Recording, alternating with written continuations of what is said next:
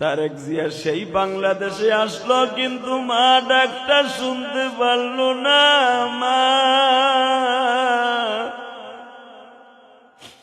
আমি ইলিয়াসুর রহমান জেহাদিও তো মা ডাকটা শুনাই আমার মায়ের কবরে দিতে পারি নাই।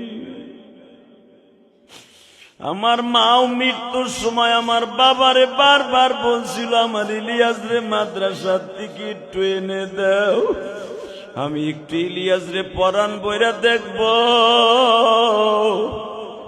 আমার মা ডাক্তার শোনার আগে কবরে চলে গেল।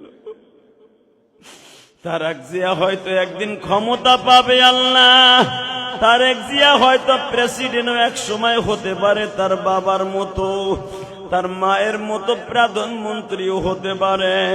প্রধানমন্ত্রী হলেও তার মনের মধ্যে দুঃখ থাকবে, মারে 17টা বছর তোরে কাছে বই একবার মা কইয়া ডাক দিতে পারলাম।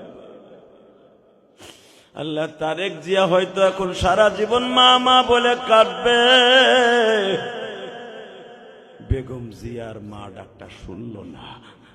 আল্লাহ, বেগম জিয়াকে তুমি মাফ করে দিও। আল্লাহ, আল্লাহ খালেদা জিয়াকে তুমি মাফ করে দিও, কবরের সওয়াল জবাব আসান করে দিও। আল্লাহ, আজকে চলে গেছে 30শে ডিসেম্বর।